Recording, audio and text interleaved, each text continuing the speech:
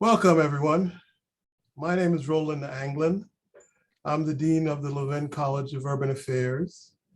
And on behalf of the college, I want to welcome you to today's forum, Building Resilient Communities Through Vacant Land Reuse.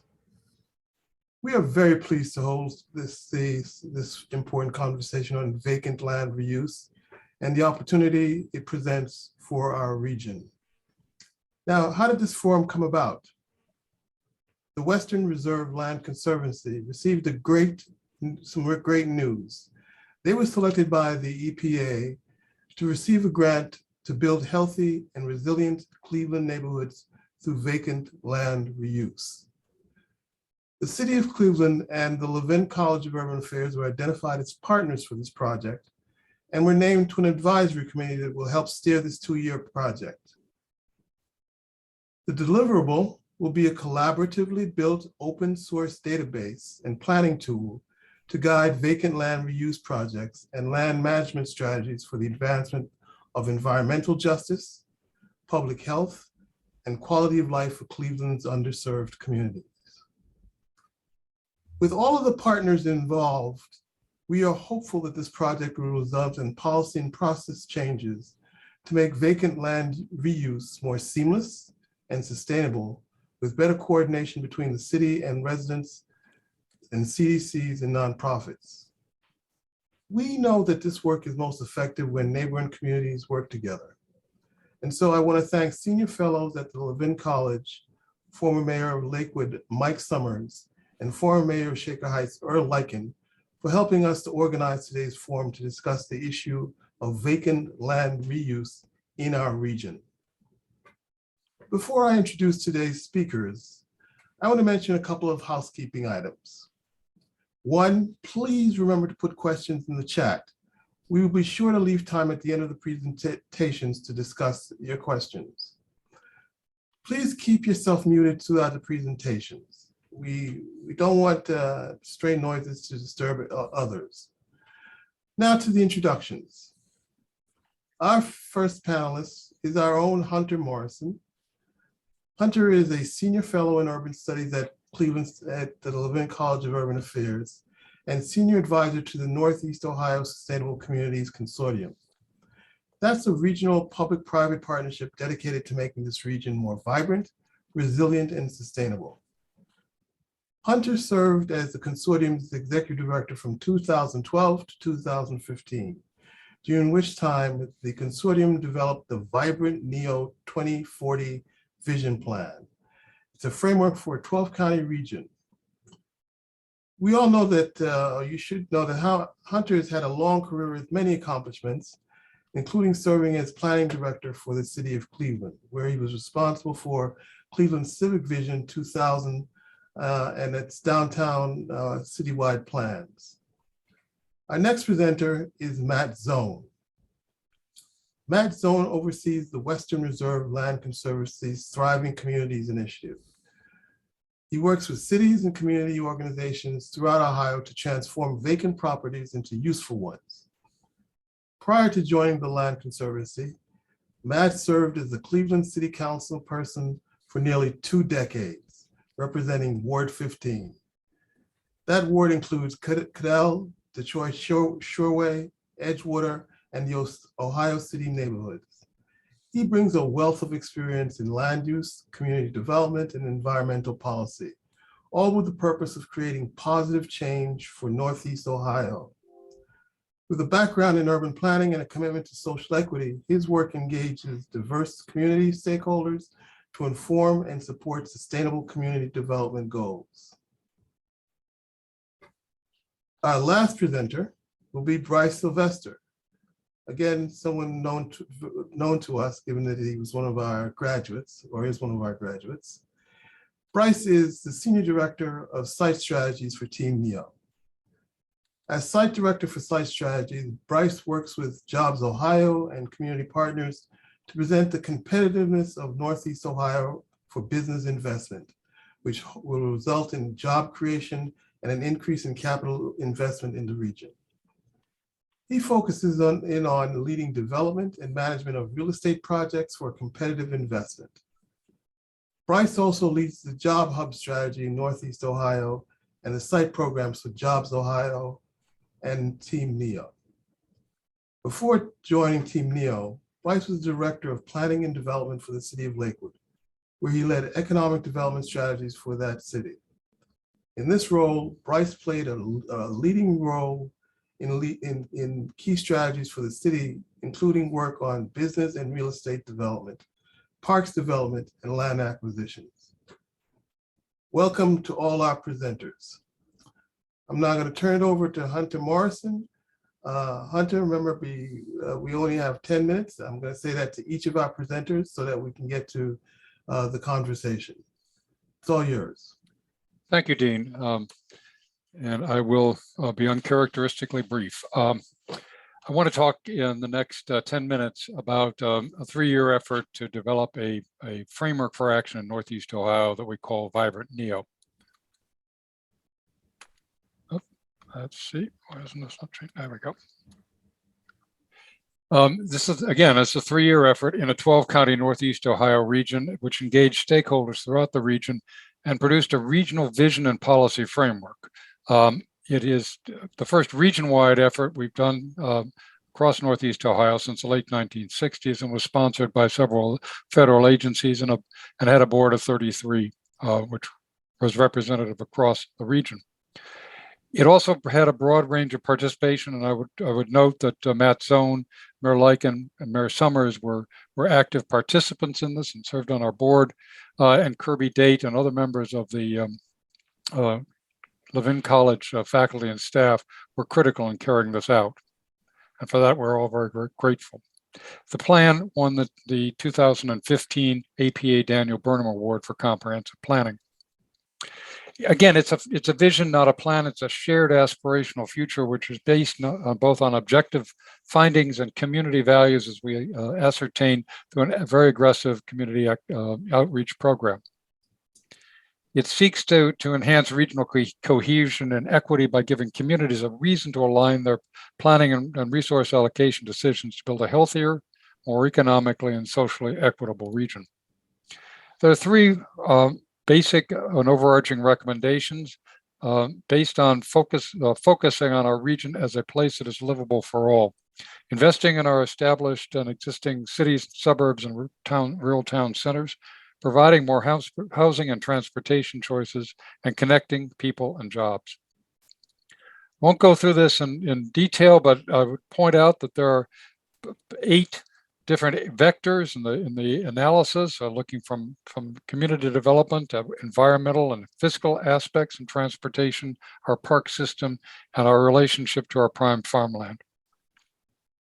As we developed the vision we engaged the region very aggressively to address 3 questions. Where are we headed? What are the possibilities? And where do we want to go?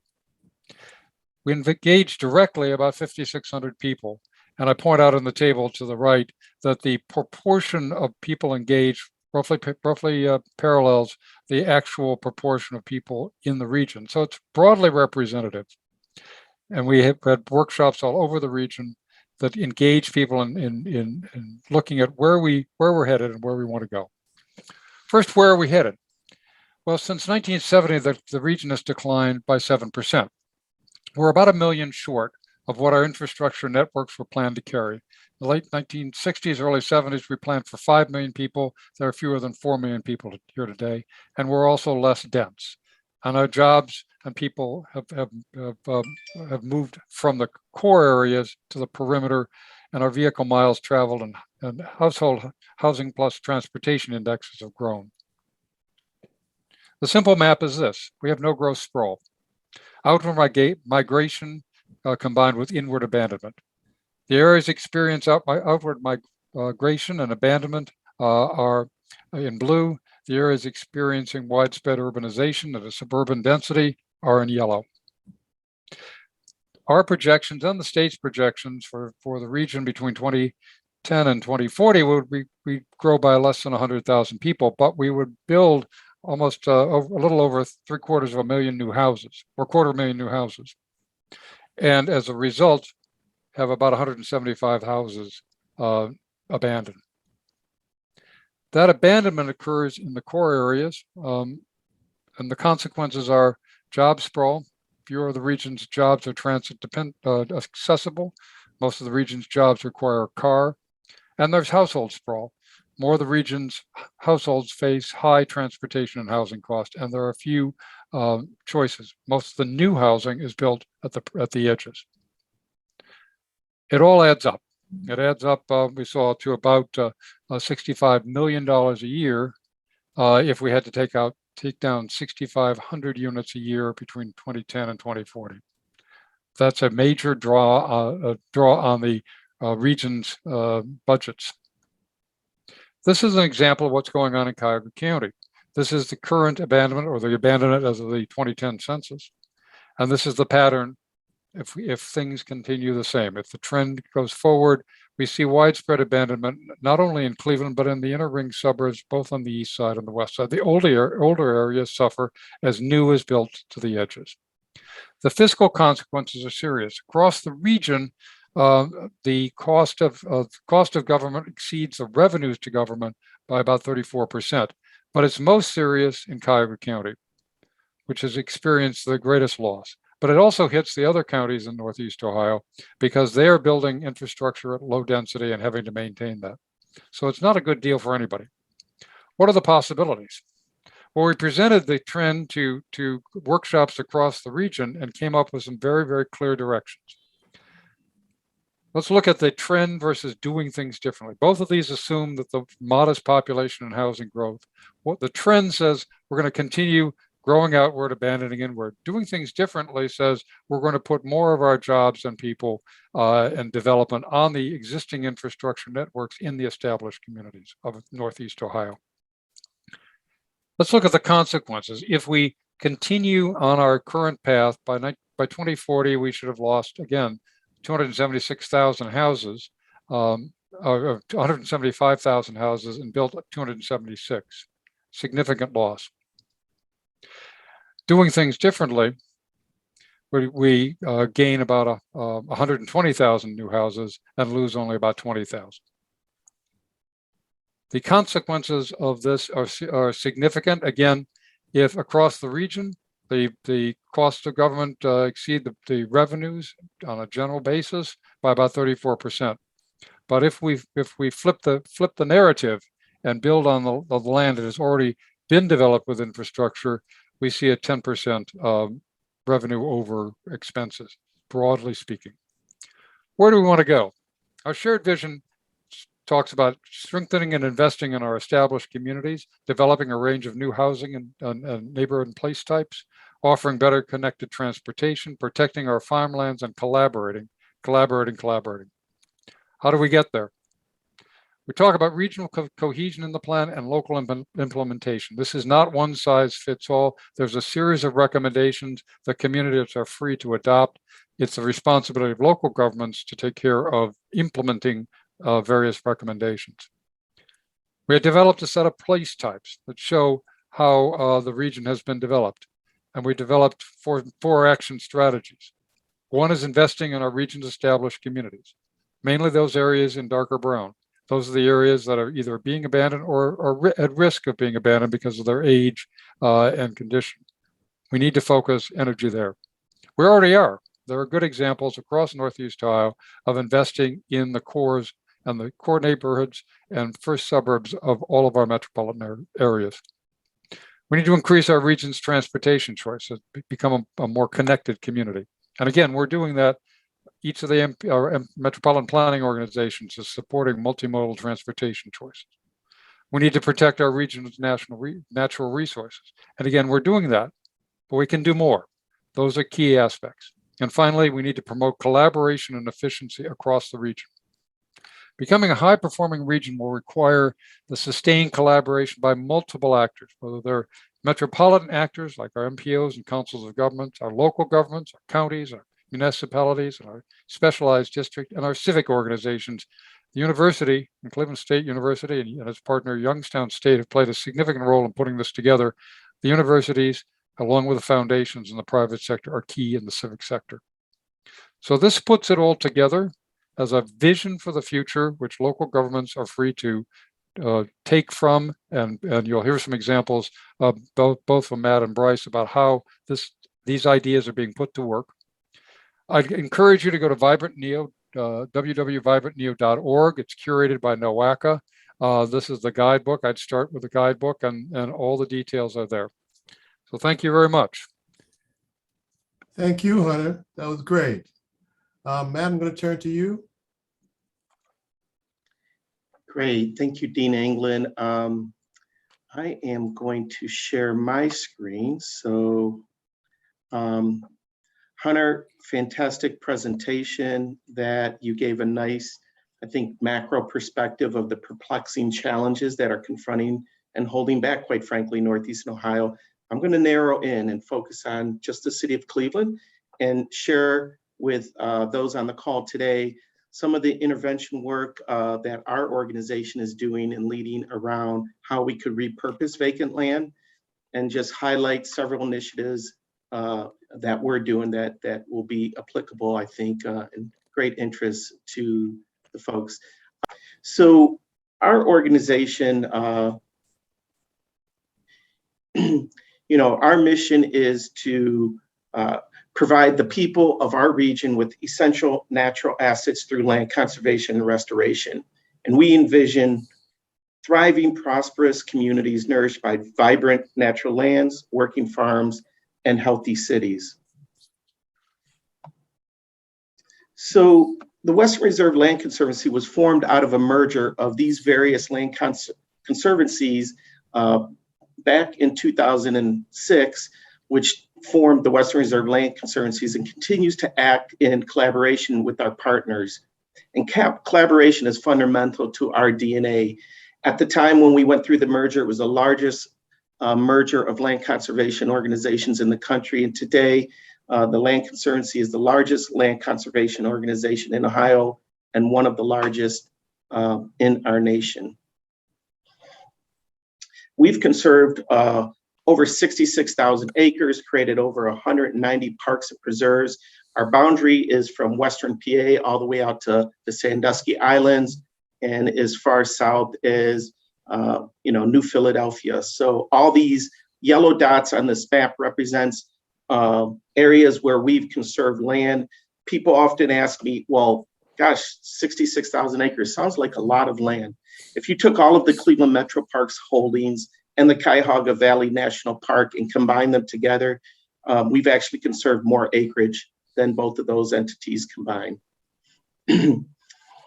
And our 4 areas of impact that Conservancy works in is natural area preservation, agricultural conservation, ecological restoration, and urban revitalization. I'm going to focus mostly on our urban revitalization efforts. We know that all living things move towards nutrients and away from toxins. And our work is inspired by the fact that we get to improve land and make it available for people to use in a positive way. And this photo here, this was our inspiration to begin our work in the city of Cleveland to remove the growing number of vacant and abandoned properties fueled by the foreclosure crisis that really started to rear its ugly head in around 2008, 2009. And we've spent considerable amount of time, in particular, my predecessor, Jim Rakakis, was so very passionate about this work. And this image is, emblematic of what we've done over the past 10 years. The Thriving Communities program has worked to remove toxins and add nutrients to urban environments to create conditions for healthier and thriving communities. This image, it really, when you look at it and you think about what Hunter had to share, the dashed lines represent what population was in the 1930s. The solid line is what population was in those same communities in 2020. And our work seeks to answer this question. What is the role of a land conservancy in a shrinking city? Our region has depopulated over the past 100 years. You heard Hunter, that Northeastern Ohio has lost 1 million people, but it is also spread out, and sprawl and mobility has been a big factor in that. And our work in the rural areas seek to protect natural areas and agricultural land from this sprawl. So how can our urban work address the growing amount of vacant land in the city? And that's a question that we deal with every single day. Sorry about that, my slides are moving a little slow.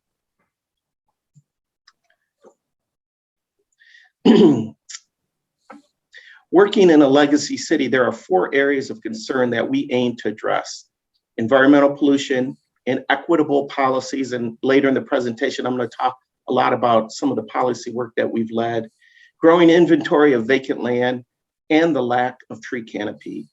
These are 4 legacies that are represented of the decades of depopulation and the lack of maintenance across our city. The impact of these legacies is not equitably felt across our city, and we recognize that there is great inequitable distribution of environmental burdens in certain communities. So we believe vacant land can be a nutrient, but the question is how? I really love this image. We work across a range of scales and areas, but everything is interconnected. We are part of a whole, just like a tree.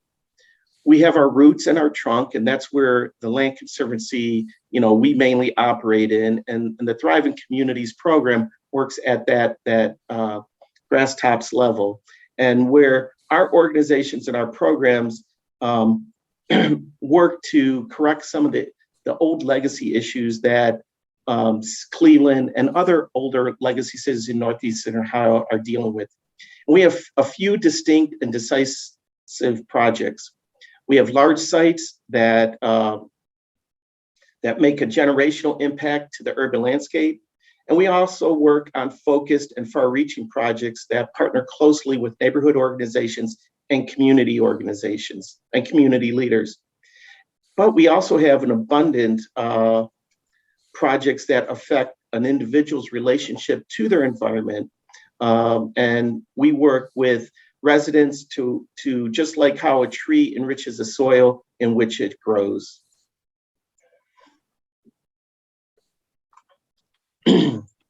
So this is an example of a large-scale project that we've worked on. This is Brighton Park.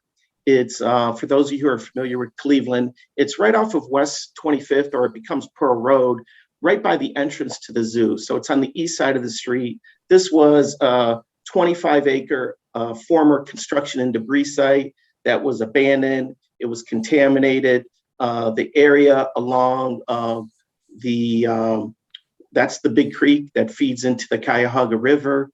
And so we were, this is what it looked like back in 2016. And we were approached by Old Brooklyn Community Development Corporation, but really it was my predecessor, Jim Rakakis, who actually used to represent this area when he was on city council, saw that there was a great need to revitalize this area. We ended up raising a little over $1.3 million, and we turned a former landfill into a landmark in a densely populated urban neighborhood and gave them quality green space for the enjoyment of the Old Brooklyn residents. This is the beautiful trail today. People walk in there, they hike in there. We see nature started to return. There's fauna and deer and birding. So it's a great place to go birding as well. We also work on focused and far-reaching projects that partner closely with neighborhood organizations and community leaders. And I'm going to share one that I hope I don't get a little emotional, but a little over a decade ago, a horrendous act occurred in the city of Cleveland. There was a serial murderer who murdered 11 women on Imperial Avenue. And as you can see by this image, you can see all the houses here. I'm going to just transfer a few slides, and you can see in 2013, one less house, one less house, one less house. And then in 2015, a few more houses were gone. And then in 2016, more houses were gone, again, through abandonment, foreclosure. And then we were approached in 2018 by some community leaders of the Mount Pleasant Ministerial Alliance, approached our colleague Jackie Gillum, who's no longer with us, and said to Jackie, so many false promises were made by former elected leaders and others to build a permanent memorial. Would your organization consider taking it on? When I explain to people what we do is we heal land, we heal people, and we heal community. So we saw perfect alignment with the work that we do. This is 2021, construction began. You can start to see the infinity symbol that outlines this memorial. And last November, November 6th, we cut the ribbon. These are the family members of the 11 angels. For the first time, they felt like they actually had closure, that their family members had a final resting place. There was many tears shed, but there was closure for the family. And that's the powerful medium of land. If you use it for the right reasons, you can really heal people and heal community. And our vacant land projects, we believe we have the biggest impact because, just like the leaves on a tree, we have abundant projects that affect individuals' relationship to their environment. And these projects gather their strengths in numbers, just like the leaves on a tree canopy, and are the source of energy for the rest of our work. Just look at the slide and think about the words that Hunter shared with you about the depopulation.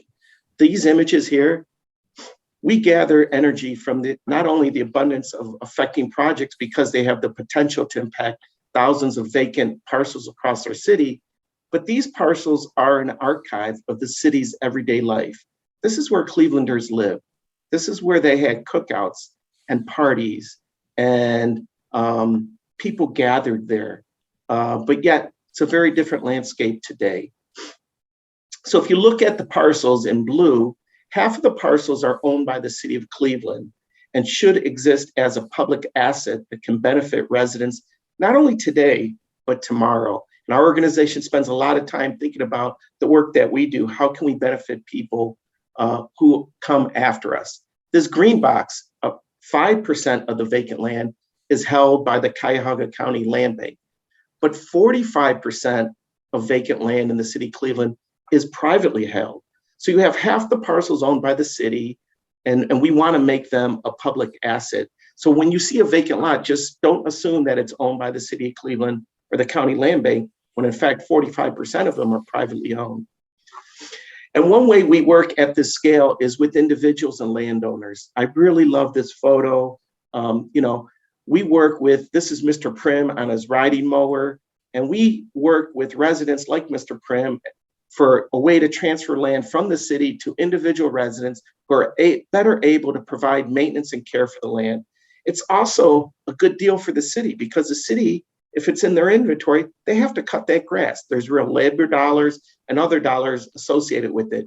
Mr. Prim was so grateful that we helped him acquire this side yard next to his lot. He's so proud on his riding mower. Not only does he cut his lot, he cuts half the lots on his street. And so that was really the motivation for Mr. Prim he felt a way to give back to his community. We have a really good program. It's called Groundwork.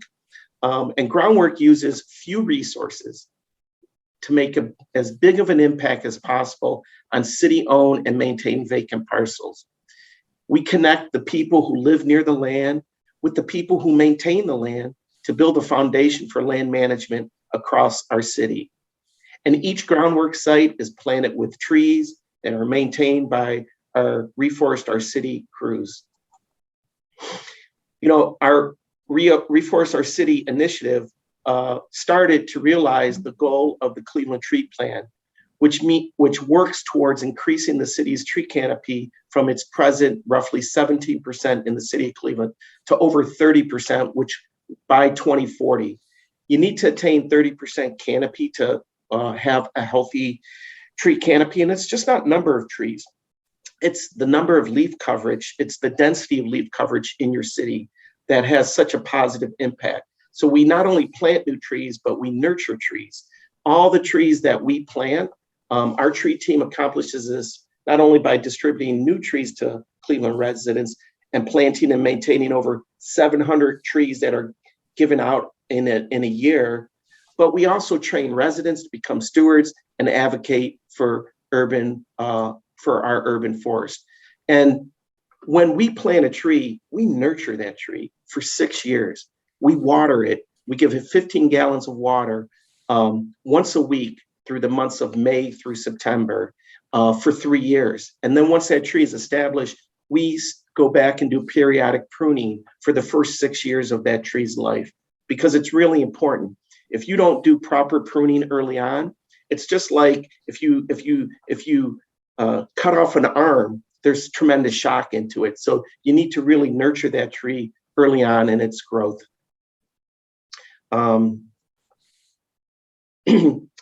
And so, you know, I talked a little bit about policy in the beginning of my presentation, and I want to focus about some of our policy work that we've done. So over the past 10 years, we've really impacted policy at the city, regional, and state level.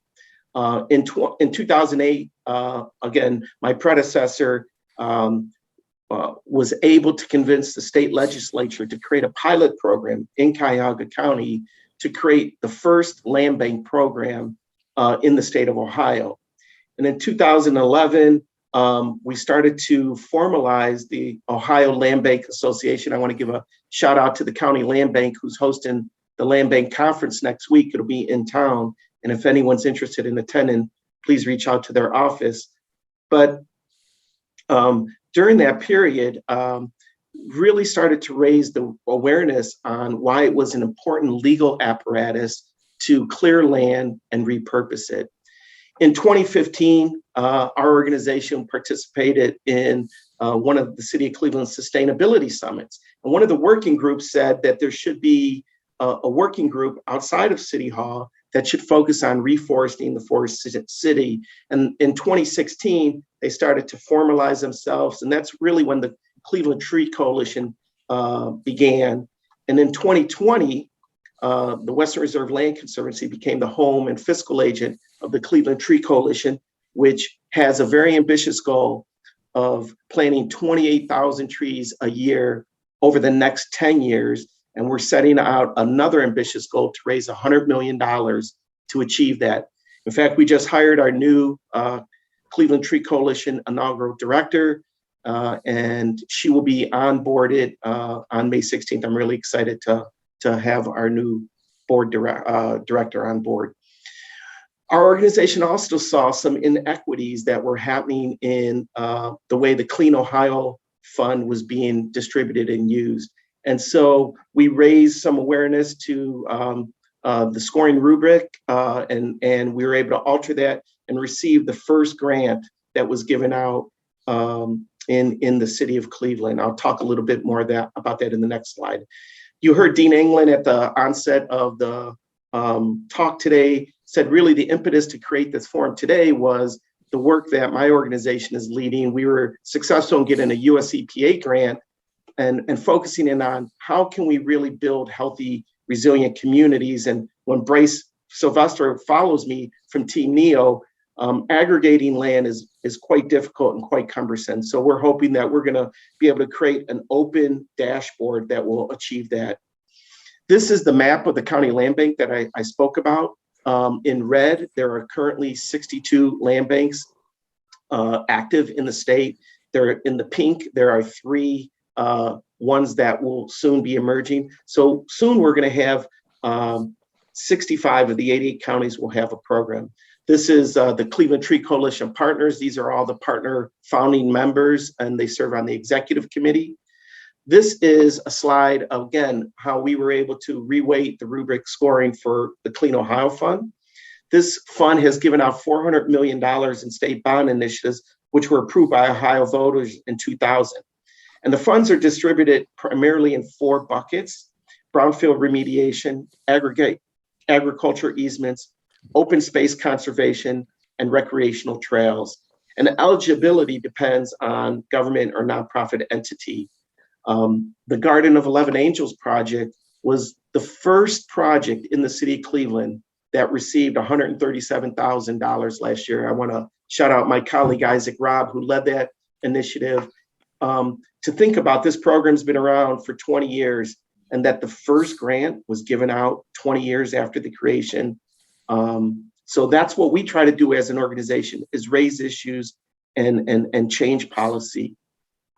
So over the past decade, our work transforming vacant land into Cleveland into vibrant green spaces, the policy landscape in our city and county remain obstacles for local CDCs and nonprofits like ours and residents alike. And the existing policy infrastructure really struggles to meet the high demand for land revitalization in the city. Again, there are 30,000 vacant lots. And the city of Cleveland, they have roughly 17,000 of those. So it becomes quite perplexing. So we take land like this, we try to figure out this little black box, but turn it into space like this that really can enrich people's lives. So as Dean Anglin said, we were successful in receiving that grant. We've convened our project partners. I want to give a shout out to the Levin College, who was a key leader and will be doing some amazing work with us on this project. But we're focusing in on a small select part of the city of Cleveland, just on the southeast side, because we believe when we're done with this, we're going to create an open dashboard tool that will allow a way to handle and deal with vacant land. So over the course of the 2-year timeline, our working group has been meeting. In fact, we had a lunchtime session just earlier today, where we're going to create this accessible vacant land reuse dashboard that will facilitate the transparent disposition of vacant land in the city. We want to make a level playing field, whether you are Mr. Prim on his riding mower or you're Bryce Sylvester at Team Neo, that data is available, that you will have it, and that there's an open and seamless process for applying for that land. And our goal with this initiative is to accelerate Cleveland's transition from a legacy city into a right-sized city. You hear that term used many times. Hunter, I think you or Jay Williams, the former mayor of Youngstown, was the first time I heard somebody use that term, right-sizing cities. I think that was in like 2008. Right. And we want to create quality green spaces and development opportunities for a healthier environment. So I want to thank you all for giving me an opportunity. I'll quit sharing my screen, and I look forward to the Q&A portion after Bryce speaks.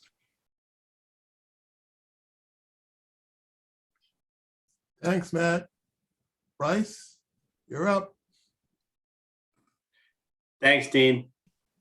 Well, good afternoon, everybody. Let me just take a minute to say thank you to my friends, Hunter and Matt, for teeing me up. Hunter for the regional landscape. Matt, walking through those examples was moving. Thanks to you and your team and all the partners for your leadership. It's amazing work, absolutely amazing work. So to everybody that's on the call today, I have the privilege to wrap us up. And what I want to do is bring the voice of the private sector to the discussion of vacant land reuse. As the Dean mentioned, I work at Team Neo. My job here as a director of site strategies is to compete for leads that when companies are looking to locate somewhere. Team Neo is a part of a network in Jobs, Ohio. We're one of 6 formal network partners. The map on the right shows each of our general geographies. And our site team is really laser focused on the site search process. So a company reaches out to Jobs Ohio and says that they are looking for a new location or to do an expansion. Jobs Ohio distributes that to all of the network partners. And it's our job to submit sites, to submit buildings, and to sell our region to really stay in the game and win economic development projects. If we zoom into Team Neo's region, Hunter showed the map of Vibrant Neo. Matt showed the map of his organization. They are very similar. Team Neo's map is 18 counties. So we are urban, we are suburban, we are rural. And it's really our job to sell the competitiveness across our entire region. From Jobs Ohio, we are focused on the traded sector of the economy. So that means any company that's in a non-population serving business. So essentially a company that has a product or a service that can be exported outside of our region and outside of the state of Ohio. On the real estate and sites side, we spend most of our time on industrial sites and buildings and a little bit of our time on office.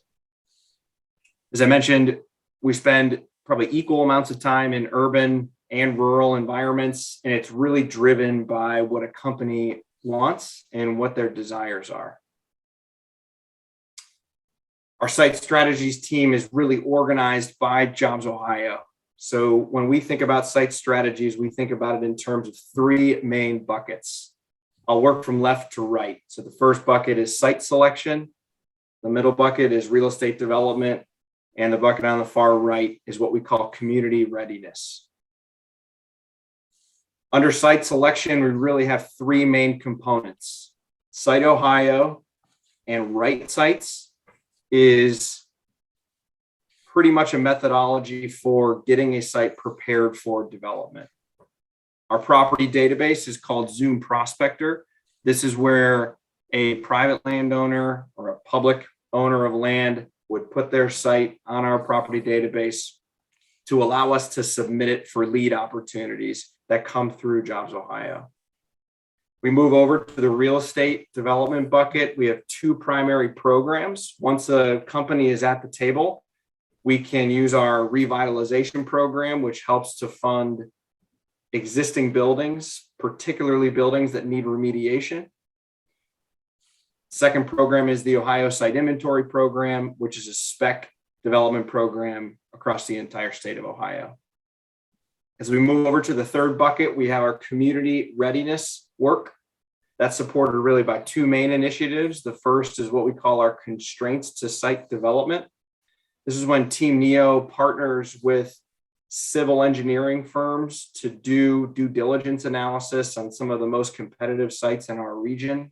And essentially what we're doing is trying to figure out what, if any, constraints exist at this site to make it truly competitive.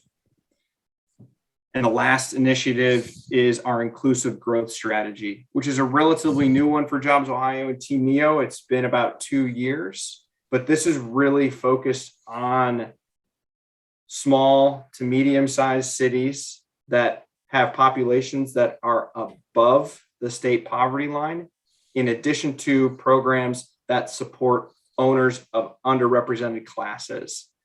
So this inclusive growth strategy is really set in place to elevate communities maybe that have been left behind and give us an opportunity to compete and win for projects in those communities. Anytime we are working with a company on a site selection project, there are three main decision drivers that they're concerned about. They can be categorized under the bucket of speed, risk, and money or cost. Some of the factors under speed would be things like the permitting and zoning process at a particular location, if there's any historic preservation issues at that site, if particularly it has a building on it, if they're ready with infrastructure in place, just as a few examples. We move over to the risk bucket. This would be things like environmental and geotechnical issues, whether that be with phase 1 environmental site assessments, geotechnical analysis, floodplain issues. You also see political and tax climates come up a lot in that risk category. And then as we move over to the final category on the right, the money or cost section, things like contamination and remediation, supply chain access, and transportation access are two examples. These are a number of examples of many more, but it is exactly how a company really evaluates any location in any part of the country. So I wanted to bring those decision drivers to an actual example. So over the past about 18 months, we've been working very closely with the Orlando Baking Company and Weston, who's a large industrial developer, to consider a site that fronts on Opportunity Corridor. So the map that you're looking at here has Orlando Baking Company to the north at the top of the map. You'll see those two yellow lines represent where the new Opportunity Corridor is in place now. And then as you move to the bottom, you'll see an orange square. you are in between East 75th Street and East 79th Street. And that square represents approximately 15 acres. This was one of the most competitive sites along Opportunity Corridor. Orlando Bacon Company partnered with Weston, and their goal was to construct a new 156,000 square foot cold storage building. You'll see the Opportunity Corridor at the top. East 75th is on the left-hand side of your map, and East 79th is on the right. You'll see the detention ponds really cover the site plan on the south. There's about a 100,000 square foot addition that may be planned in the future, just to give you an idea of the site plan. The need from the market standpoint is there's not a lot of cold storage, freezer and cooler space in our region, and this is of dire need of not only Orlando Bacon Company, but many other food companies in the region. Orlando will take about a third of this space, and then they'll work with Weston to lease out the other 100,000 feet to other food-based companies in the region that are looking for space. Wanted to give you a rendering to look at. So this is as if you are standing on Opportunity Corridor, looking up at the building. They do hope to have a retail component at this location, but the rendering turned out great. So the reason I wanted to bring this up is that I thought that it was an excellent example of what was previously vacant land and really could be applied anywhere. And so I wanted to frame up practical questions that came up before Orlando Bacon Company and Weston was really involved. So one of the first questions that we asked is, what is the actual developable acreage? So around a site, you might be 15 acres, but due to constraints on site, that could be wetlands, there could be easements, there could be contamination. Those 15 acres could shrink to about 10 acres. When you have a company that's looking at your site, they want to know what that developable acres is, not necessarily the size of the whole site. One of the next really important questions is related to utility line location and capacities. This is an absolute snooze fest. I know how boring this is, but it is so important to a company to know not only where the lines are located, but specifically what the excess capacities of those utilities are. So for example, what is the excess capacity of the wastewater line that could be taken on site? If you have a company that needs to discharge a lot of water out of a location, they need to know that there's infrastructure in place to allow them to discharge. So it's not only about the size of that wastewater pipe, it's about how much more could that wastewater pipe take on. Another common question, particularly in urban environments, is have roads been vacated or can they be vacated? You'll see on an Orlando Bacon Company site, there's 2 residential streets. This was formerly platted for residential. It's easy to assume that you can just put buildings on top of this, but it's fairly complex from time to actually do the physical work of not only removing the roadway, but the utilities underneath it, in addition to going through the formal process of vacating roadway, which is a city council led process with the administration in any city that you're working on. The next 2 questions are very common. Has a phase 1 environmental site assessment been completed? Has a phase 2 environmental site assessment been completed? And what are the summary findings? And maybe even a refined point here. The companies don't really want the 100-page report. They want the summary 1-pager that tells them exactly what's wrong with the site, if there is remediation needed, and even better, is there a cost estimate with what that remediation is? The next couple are fairly basic, but also very important. Is there additional due diligence that's been completed? Things like wetlands delineation, geotechnical analysis, floodplain review, essentially anything that would insert a risk into the development of that site by a company. What is the price per acre is another common one. You would think that most property owners would know what the price of their land is, but it's actually much harder than you think. And so if you have vacant land and you're in title or you're in control, that's a really important piece of information to communicate. Next would be what local incentives could be available. And I'll put an asterisk next to that. Incentives oftentimes get thrown in as one of the most important things for a company. It's not necessarily true. They are doing all kinds of other analysis in addition to the incentives when they're doing location analysis across any state or region. Next would be, do you have labor and talent analysis to share?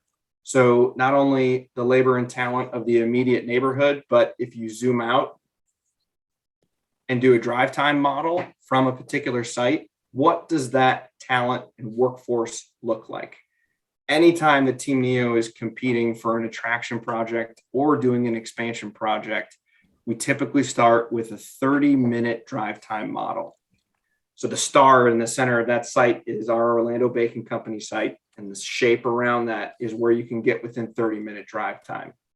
We're then pulling the standard occupation codes in each of those cities to get a company comfortable that they're going to be able to attract the right amount of talent and the right talent to their location. So I love this map because that star impacts dozens of cities around it.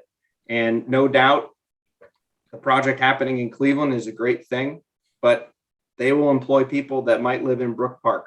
They will employ people that may live in Maple Heights. They will employ people that may live in Cleveland Heights. You see all the way to Richfield and Brunswick. This is really important from a regionalism standpoint.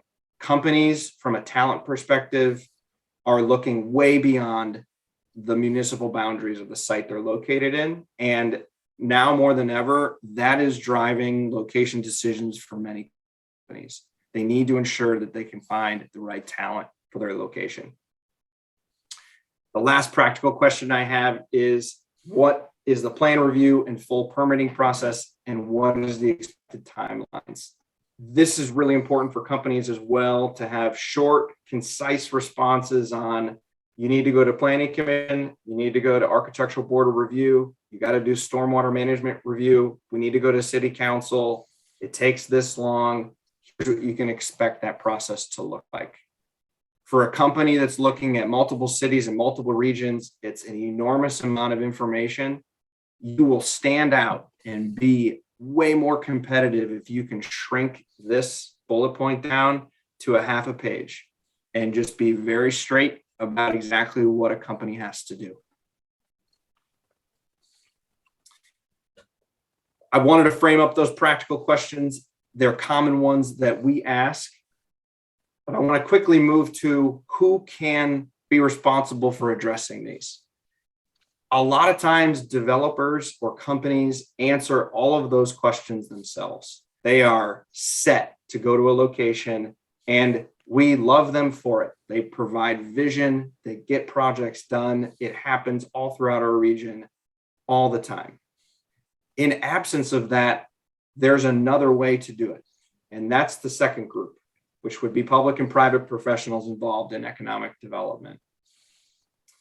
That group can be really effective to incentivize the first group. So I wanted to bullet point out two sections and how I think about this. The first section is work that requires no investment. It really just requires your time. So things like information gathering, building relationships with all entities involved with the site and real estate development, learning the zoning process, understanding permitting, and the local incentive process. All of that is free. It just requires that you take a lot of time to really digest that and make it a part of the site development package. The next bucket requires investment or acceptance of risk. This could be a public body, this could be a nonprofit body, it could be a private body, but this would be acquisition of that vacant land. This could be offering new incentives to get that vacant land into productive use, or this could be pursuing federal, state, or county dollars where maybe only a public agency or a nonprofit agency could compete. Regardless, there's really two big buckets that you can think about vacant land reuse if you want to get it back into really a private developer's or company's hands. The good news is Jobs Ohio and Team Neo have developed not only marketing collateral for our best sites, which is Site Ohio and Right sites, but more importantly, these are methodologies. So you do not need to figure this out for yourself. We have an exact blueprint to follow, task list almost. If you're interested and you got a piece of vacant land and you need to get organized around a methodology, we've got resources for you to do that. I wanted to wrap up today and just show a few trends that we're seeing in our site search activity to try to bring some context to that opportunity example I just brought up. And the next few charts or tables that I'll go through is our site search activity that comes from Jobs Ohio. A portion of our site searches are from Jobs Ohio, and then Team Neo generates its own lead activity in site searches. The charts that you'll see here are just the trends from Jobs Ohio. So you'll see in 2021, we had our busiest year in the last 6. Jobs Ohio sent out 86 site searches. So that was 86 unique companies that were considering Ohio for investment. The next closest year was 2018. Next, we want to show and get a feel for the size of these requests. So the chart at the top is the square footage of requests.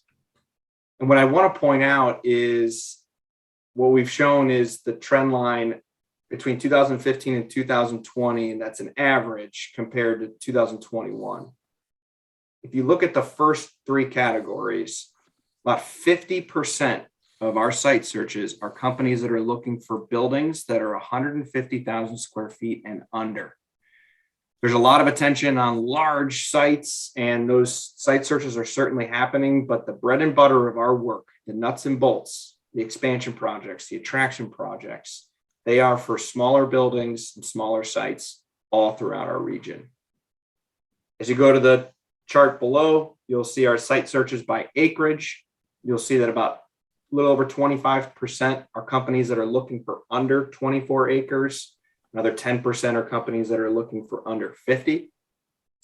I will tell you, as a part of doing this now for a couple of years, it is very common for a company to start a lot higher than what they end up needing. And it's a little bit of risk mitigation from them. It's hard to go the other way around, but if they start at 30 acres and we find them a site for 18 and it works for them, we're able to sell that site a lot of times.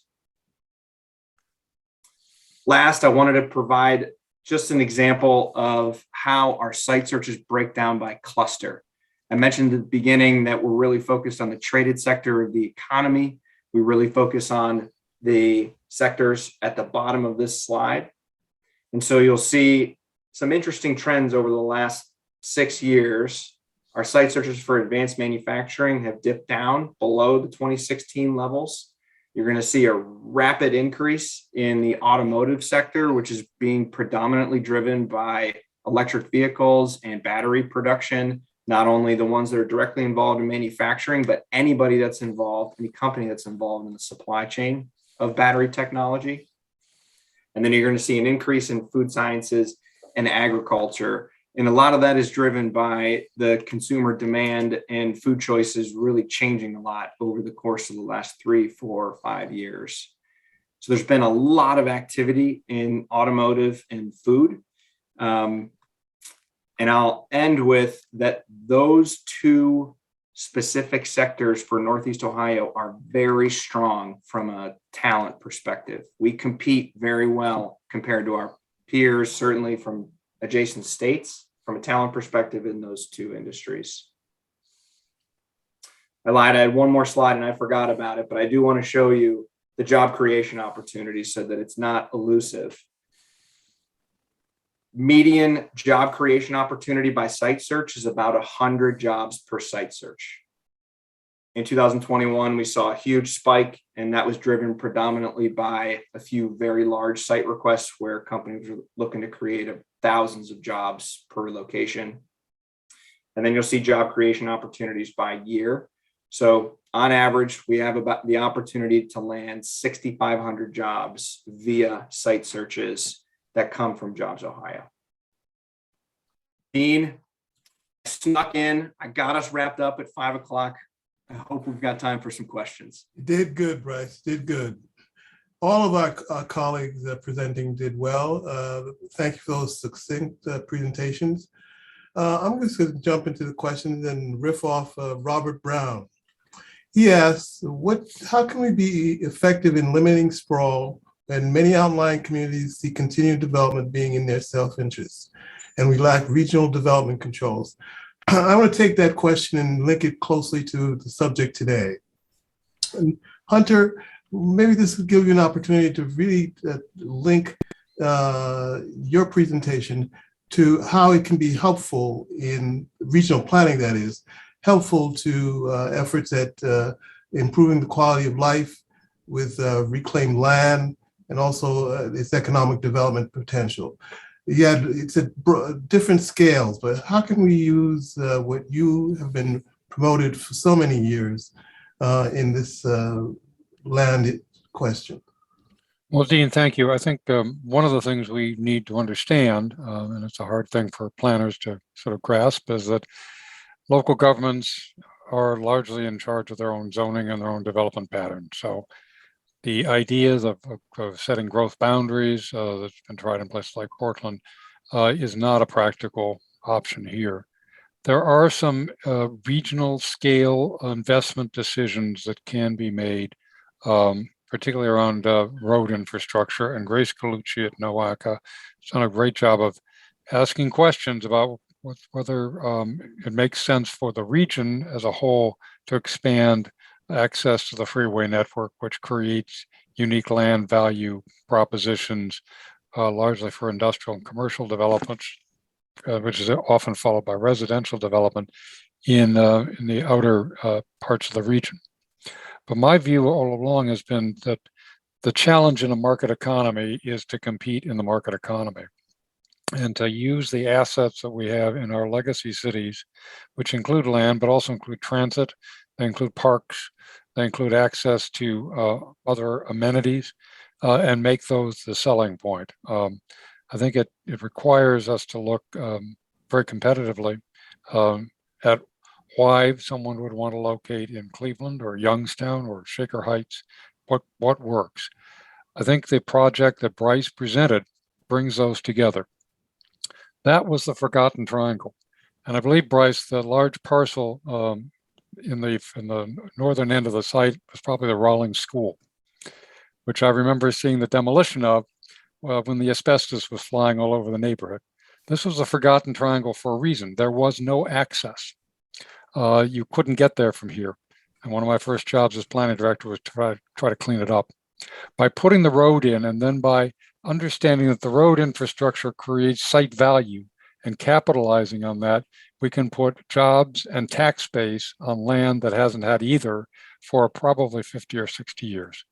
That's a perfect example of looking at that. And I would say, Dean, one of the things we have in all of our legacy cities is freeway points of access that are underutilized.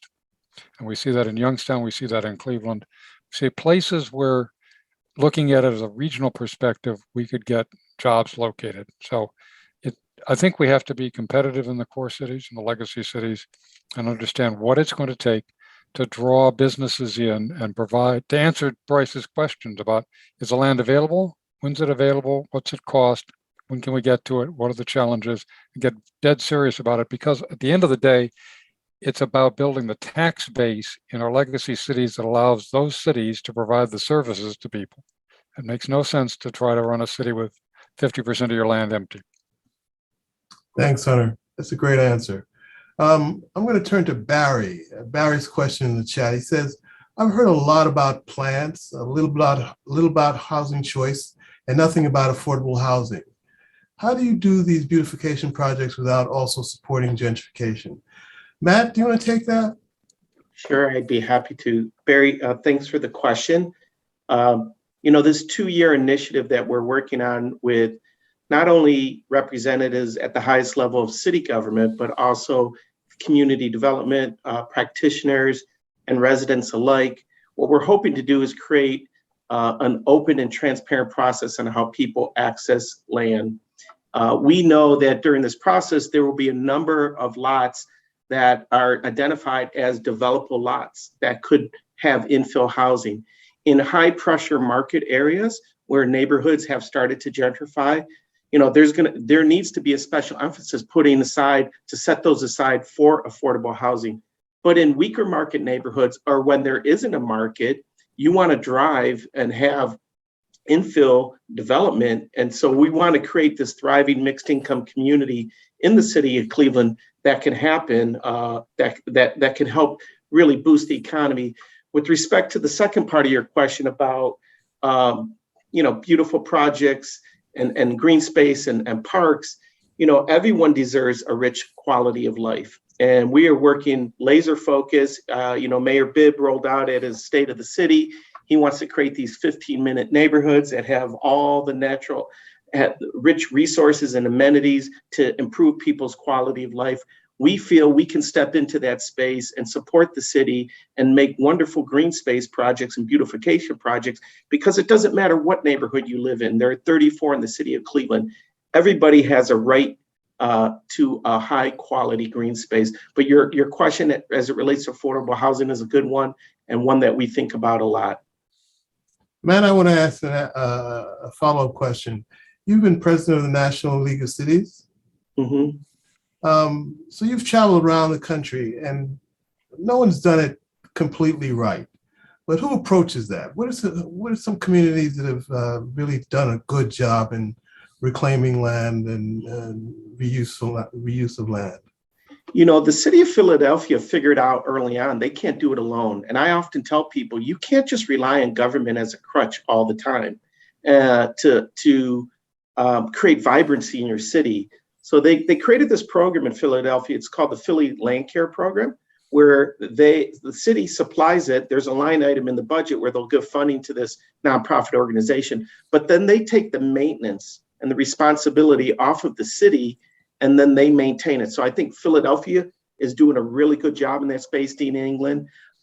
There's a smaller community growing. It's in the Beltway. It's called Gaithersburg, Maryland.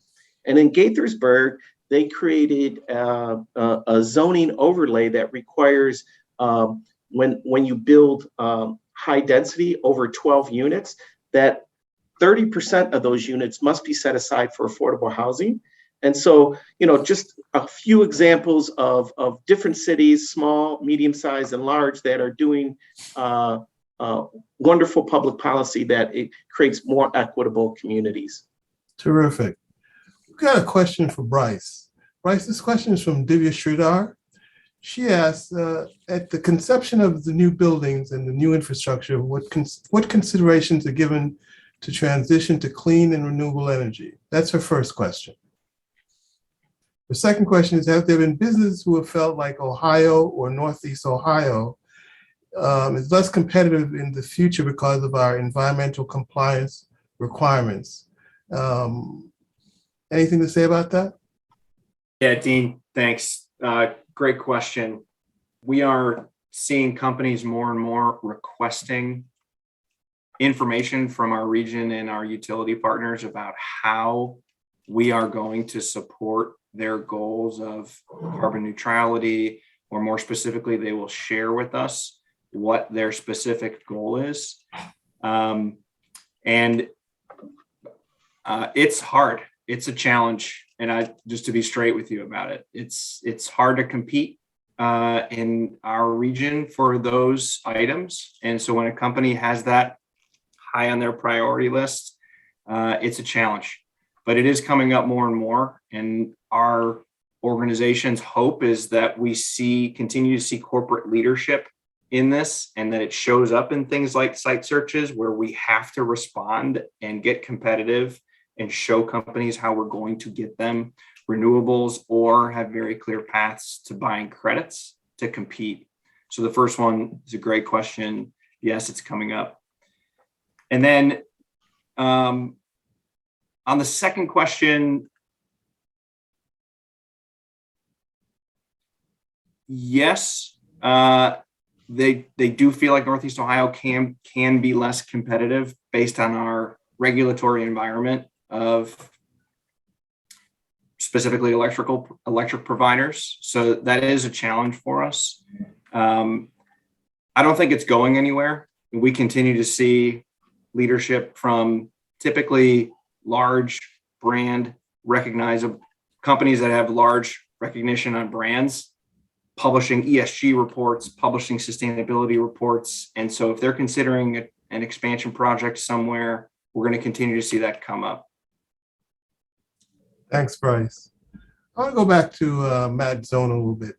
Let me preface my question by saying I know the work of the Conservancy and how it works with communities, and they do a great job in partnering, equal partnering. But I'm just wondering, let's look at the CDC field as a whole in Cleveland.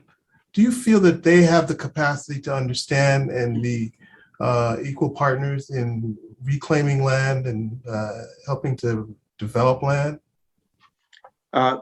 Thanks for the question, Dean England. I would say that there's roughly, I think, 24 community development corporations spread out over the city of Cleveland, and all of them have varying levels of capacity. Some do a really great job of managing land, vacant land. I'll give you one example, Burton Bell Carr, CDC, that is actually the community development corporation for the area where Bryce showed many of those slides around Opportunity Corridor. They have a robust landscaping program. They have a workforce development program where they're doing land management care, but all CDCs don't have that level of capacity. Even our organization, is as large as we are, we have some in-house capacity, but for the project we did with the Garden of 11 Angels, we contracted out with Burton Bell Carr, and we're paying them a nominal fee over a period of time where they're managing it. But some CDCs, they're just, Dean, some of them are struggling to just make payroll. And so how can we as a community create the collective will with the leadership from the city and the various nonprofit organizations to really support the CDC infrastructure so they can be successful? It's just not only community development, it's human development. So how can we use that opportunity to maybe create jobs, to connect people to resources, and really support that network that is so important to the vitality of the city of Cleveland? I don't want to go into greater detail on that, Dean, but it presents its challenges. Thanks, Matt. I'm going to go back to Bryce and then Hunter. Bryce, you presented a great presentation that shows the logic of the business decisions in these development of land. Is there more that we could be doing to help the private sector understand the necessity of being involved in vacant land issues?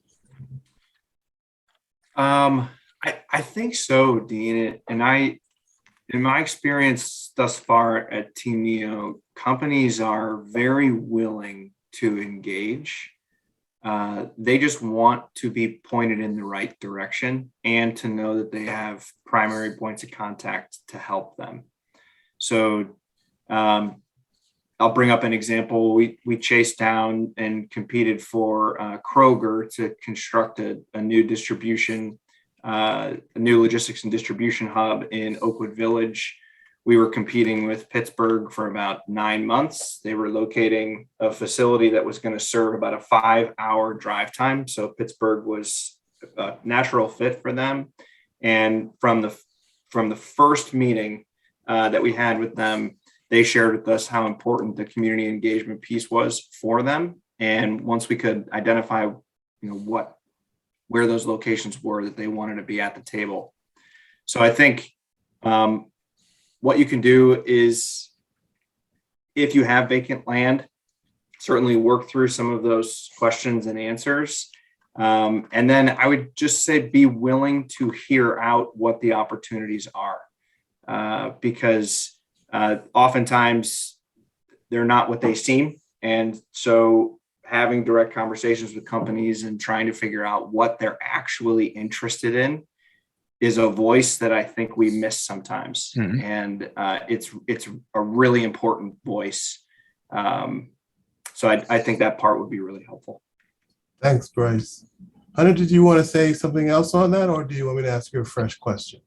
Well, I'd only say one of the challenges, Dean, in running a city. I'm doing work in Youngstown now, where there's a lot of vacant land, is what parcels should we be focusing on in terms of site acquisition, cleanup of and et cetera, with the expectation that there will be a market for them. So having the engagement with Team Neo and with businesses that might be interested in locating on a site on the east side of Youngstown would be very helpful to focus limited resources on creating that opportunity, changing the zoning, dealing with road improvements and the like. So the dialogue needs to start early, well before there's actually a candidate.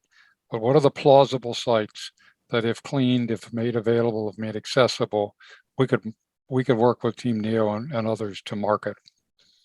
Well, that was actually what was the core of my question. If you're a newly elected official, where do you go to learn about how to redevelop vacant land?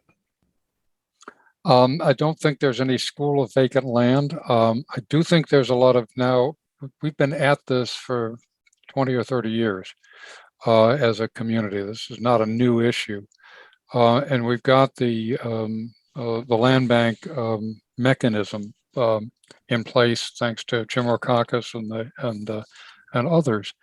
But I think that might be one of the things that a university could partner with local mayors to, particularly newbies, new ones coming in, to learn what's going on. They can go to Harvard and learn the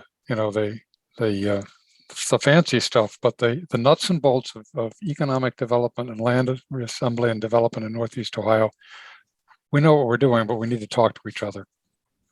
I'm queuing up my good buddy, Mayor Mike of Lakewood. He's going to give us some closing remarks. So queued up, Mayor Mike. I want to go back to Matt Zone.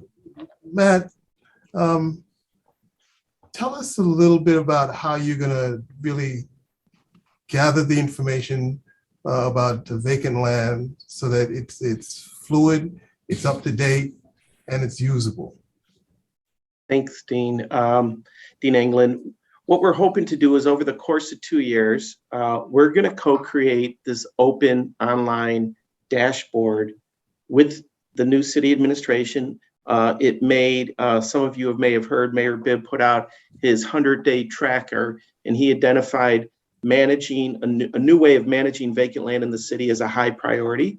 And he views this opportunity that we're leading for a way to gather feedback from all the right stakeholders and constituencies to really create this tool that will be of great help.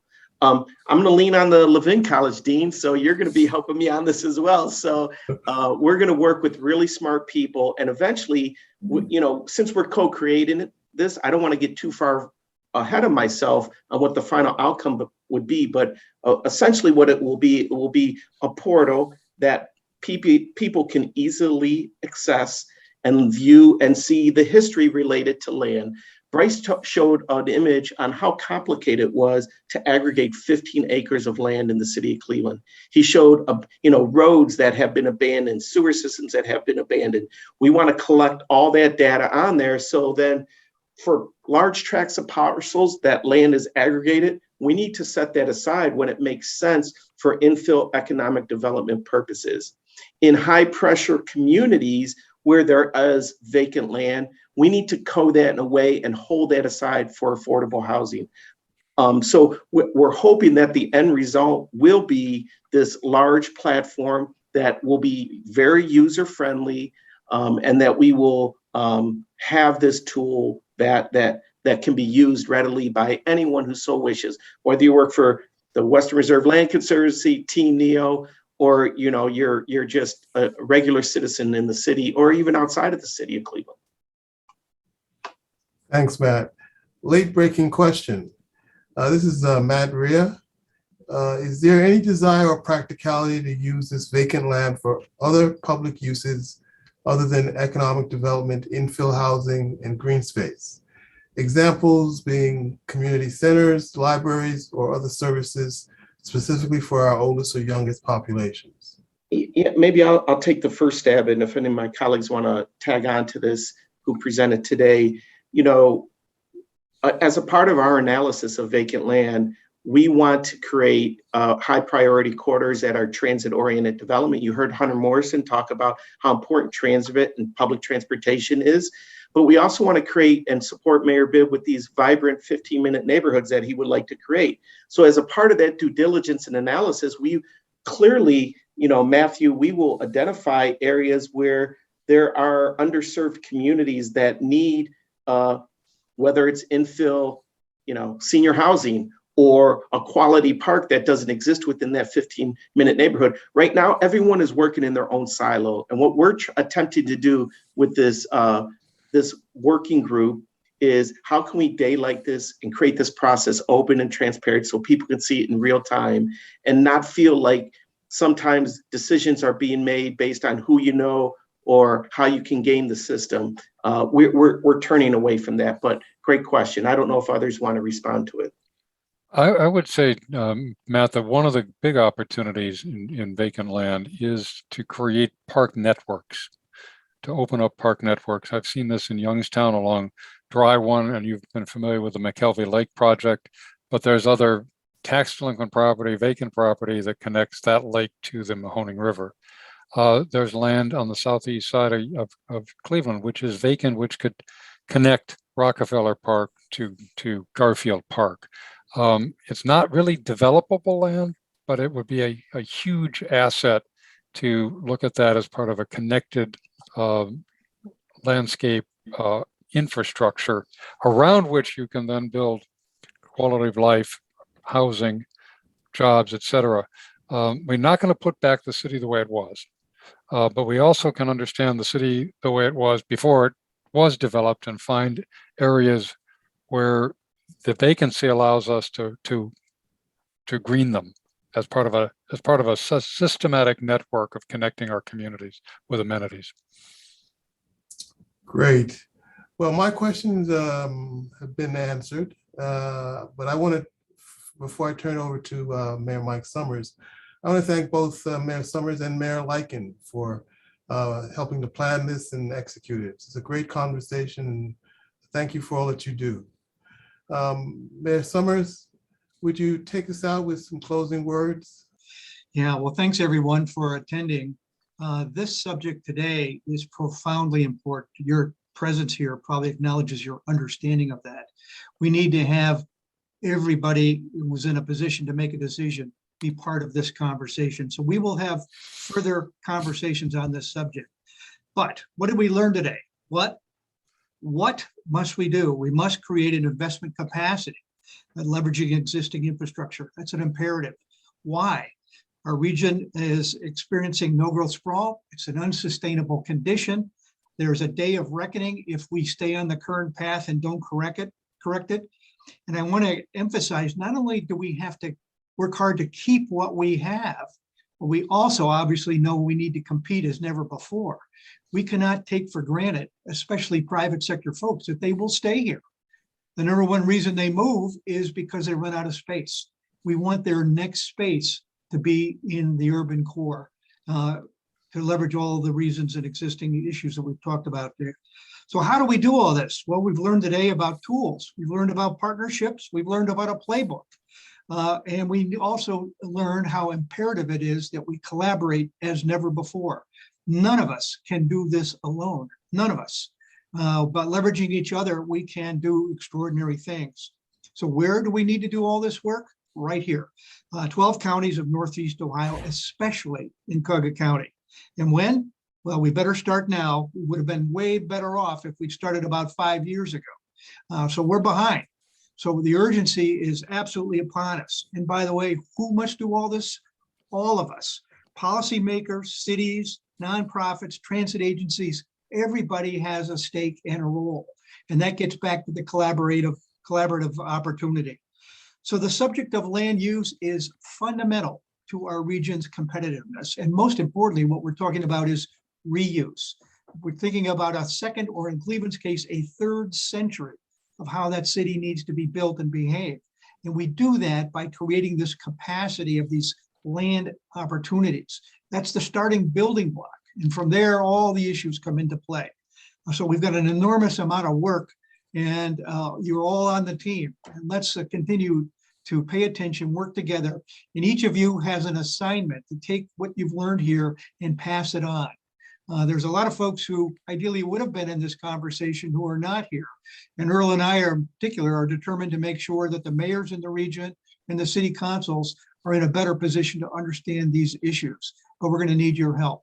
So Dean, thanks for Levin's support. I want to acknowledge Kara Keating and Bob Martell for their technical and administrative support to bring this all together today.